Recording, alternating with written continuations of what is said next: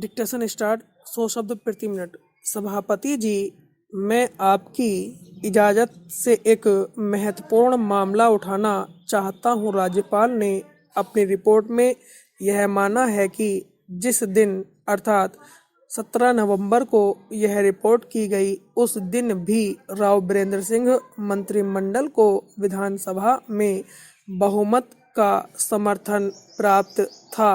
राज्यपाल ने अपनी रिपोर्ट में कहीं यह नहीं कहा है कि मंत्रिमंडल विधानसभा का बहुमत खो बैठा है। अल्पमत में शासन चला रहा है। अल्पमत शासन चलाने से संविधान के प्रावधानों पर आघात होने की बात समझ में आ सकती है। यद्यपि वह सरकार अल्पमत में है या नहीं, इसका निर्णय विधानसभा में होना चाहिए। लेकिन हरियाणा के राज्यपाल यह नहीं कहते कि हरियाणा की सरकार अल्पमत में आ गई है और बहुमत का प्रतिनिधित्व नहीं करती है।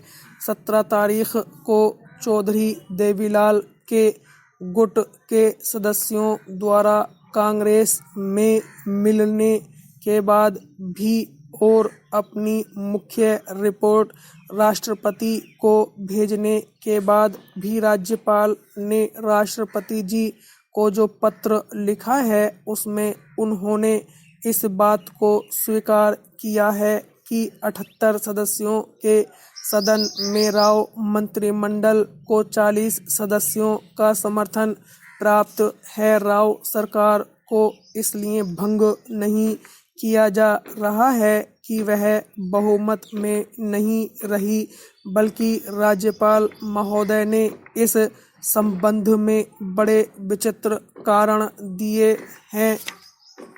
श्रीमान, संविधान द्वारा स्वीकृत कानूनों का पालन कराना लादना नहीं है। जो निर्णय हम करें वह निर्णय अगर हम माने, उस पर चलें, तो क्या उसको लादना कहा जाएगा? मैं यह मानने के लिए तैयार हूँ कि वहाँ पर हिंदी का प्रचार जोर ज़बरदस्ती से नहीं होना चाहिए। लेकिन मेरे पास एक पत्र आया है जो बड़ी करुण कथा कहता है। मदुरई में हिंदी के 10 विद्यालय चल रहे हैं। ये विद्यालय दक्षिण भारत हिंदी प्रचार सभा से संलग्न हैं। ये विद्यालय हिंदी पढ़ा रहे हैं और हिंदी की परीक्षाएं ले रहे हैं, मगर इन विद्यालयों में पढ़ने वाले छात्र और पढ़ाने वाले अध्यापक आजकल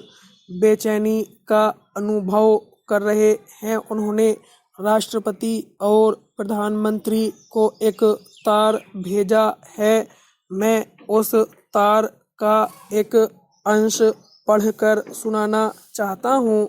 मेरा निवेदन है कि अगर हम सचमुच केंद्र में हिंदी को लाना चाहते हैं तो इस प्रकार का विधेयक पास करने की ज़रूरत नहीं है। इस प्रकार के विधेयक से हिंदी पीछे जाएगी और अंग्रेजी का प्रभुत्व जारी रहेगा। इसलिए मैं मांग करता हूँ कि इस विधेयक को वापस ले लिया जाए।